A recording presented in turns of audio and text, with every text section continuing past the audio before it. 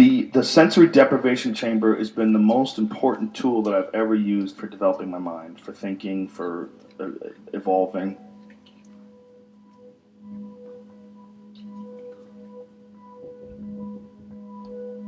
The tank is filled with water. The water is heated to the same temperature as your body, and there's 800 pounds of salt in the water. So you just float there and relax, and because the water is the temperature of your body, you don't really feel it after a while. It's like layers of an onion. And when you first start doing the isolation tank, you can only get a couple layers of the onion in, a couple skins loose. You can't really go to the core. It's too hard. It's too hard to completely let go who you are. But as you get better at it, and as you get more and more comfortable with the experience, you get better at actually letting go, really letting go from letting go from the feeling of letting go from that point. Okay, I've let go. No, you haven't. Let go more, and then you become gone. You disappear. While you're disappearing, this is what happens. You start thinking, I can't believe I'm disappearing. Fuck, then you're back again. You got to start from square one. You got to let go. You got to let go. You got to let go, and you got to get to the point where you literally completely relax. And your body, it gives you amazing energy. Your body, the tension release that you have in your body from a couple hours in the tank is incredible. You feel lighter. You feel like more oxygen is in your body. You feel like more vibrant. And it's just because you've somehow or another calmed the tension. It's fucking incredible, man.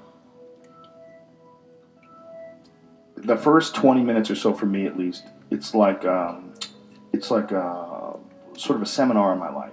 It shows me all the different issues in my life that I don't like and that I need to fix, and things that are bothering me, and things about my own behavior that could have been better, and things that where I'm disappointed in myself. And then it'll show me some things where I'm on the right track. This is good. Continue here. Continue doing this. Continue thinking like this. Continue exploring these ideas.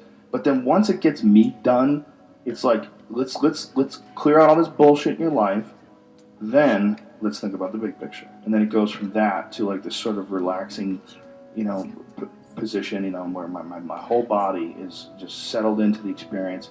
And then it's just pure thought. It's like the mind completely untethered from the body. And then I start contemplating everything. I start contemplating the universe and contemplating, the role of human beings in each individual's actions, all accumulating together into one specific event. I start thinking all kinds of crazy shit, but without the body in the way. Even us having this cool conversation here, we're sitting here on a couch, we're looking at each other, we're looking at computers, and there's sounds and noises, and there's a lot of distractions. Just your body is a distraction.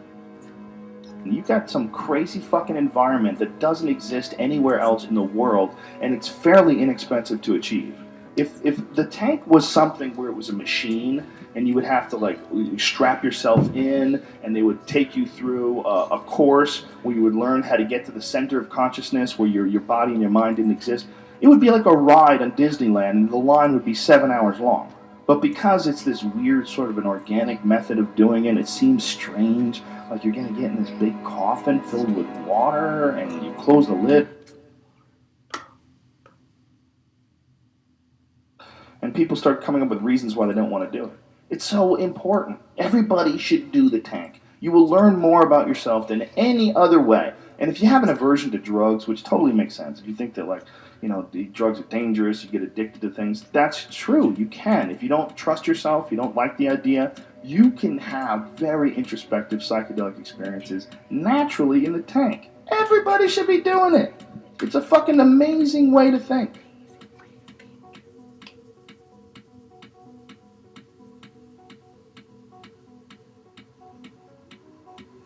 I have a concept or something that I'm working on.